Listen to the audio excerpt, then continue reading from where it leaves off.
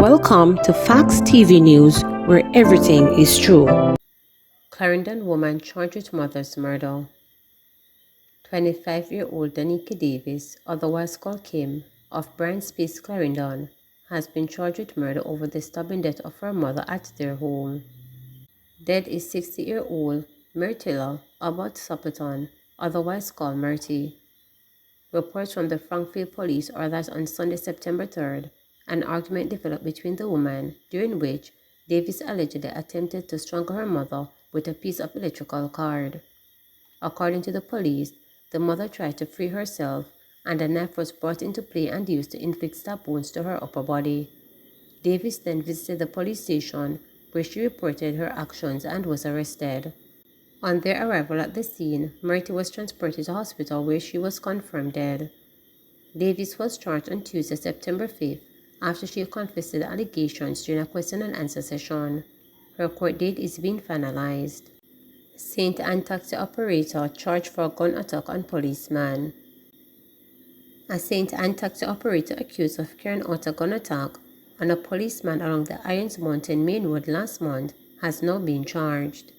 Charged with shooting with intent, possession of a prohibited weapon, unauthorized possession of ammunition, and using a prohibited weapon to commit a felony is 35-year-old Omar Thomas, otherwise called Rob, of Harrison Town in Ocho Rios. He was charged on Monday after a question and answer session. On Friday, September 1, Thomas was placed on an identification parade and was pointed out. His court date is being finalized. The shooting happened on Tuesday, August 19. The police report that about 6:30 p.m., the policeman was traveling towards Monique St. Anne when he observed a white Toyota Axio car with flashing lights behind his vehicle. He reported to pull over, however, the driver of the Toyota Axio used a motor car to block the cop's vehicle. The policeman said 3 armed men then exited the Toyota Corolla vehicle and opened gunfire at the policeman. The cop reportedly took evasive action and returned the gunfire. The Toyota Axio motor car sped off and crashed into an embankment. The gunman then escaped. The police say other cops responded to the scene, and Thomas was subsequently found with gunshot wounds. He was taken to hospital where he was treated. The police say the search continues for Thomas' accomplices. Sunshine Girl and family receive keys to new home after Rum Lane firebomb. Sunshine Girl Latanya Wilson and her family were all smashed as they received the keys to their new home from Sports Minister Oliver Grange on Wednesday after their house was destroyed by a fire 2 weeks ago. Wilson was one of several victims who reside on Rum Lane in Kingston, whose house went up in flames in an early morning blaze on August 24. It is suspected that the fires were the work of arsonists. A total of 7 families, including adults and children amounting to 30, were left homeless. Upon learning of the plight of the national netballer, Grange made a pledge to lend assistance, and on Wednesday, she handed over documents to Wilson and her family, along with keys to their new home. Wilson, while accepting the documents and keys, expressed immense gratitude to the minister and other supporters who came forward to assist the family. Today, I am really happy that at 22 years old, getting a lease to own your own place, it is quite, I don't even know the words to actually express myself, but it is just an amazing feeling, and I'm super happy for the sponsors, the government that came on board, the minister for coming on board to assist me, National Housing Trust for just taking that phone call and coming down by Rum Lane. I was even worried for you guys' safety, but I'm happy you guys took the time out to actually come and just bring comfort to myself and my family, Wilson stated. It meant a lot to me, not just to me but the community. We fight a lot and stuff like that, but when all of this is finished, we are one, we are loving, and we definitely look out for each other. As it concerned to them, there are still 29, I think, persons who are out of their homes, and I'm happy that the government will actually assist them in whatever area that they can be able to get assistance from the government. So I just want to say a big thank you to everybody, Wilson added. Opposition paints grim picture of availability of textbooks. Opposition spokesperson Education Damon Crawford has painted a grim picture of the availability of textbooks across the island, claiming only 30% of high school students have access to some required texts.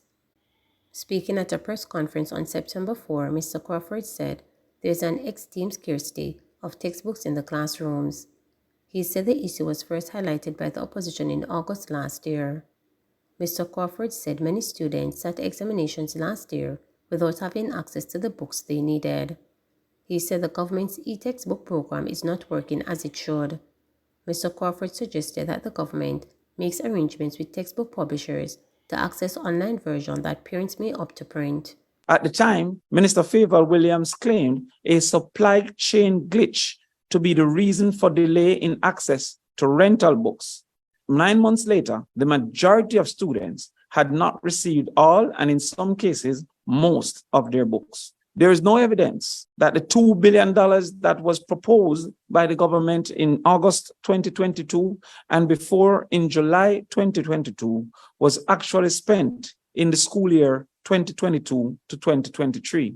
We are therefore calling upon the minister to indicate if this $2 billion announced for school year 2022-2023 is the same $2 billion that has been re-announced for the school year 2023-2024. If the distribution of English books can be used as a proxy, for which the minister suggests that there were 51,988 e-text English books for the grades 7 to 11, there is an average population of 35,000 per grade, suggesting a total number of students of 175,000. This means that 51,988 is only 30% of the books needed. It means that there is no book available for 7 out of every 10 students currently in the high school system.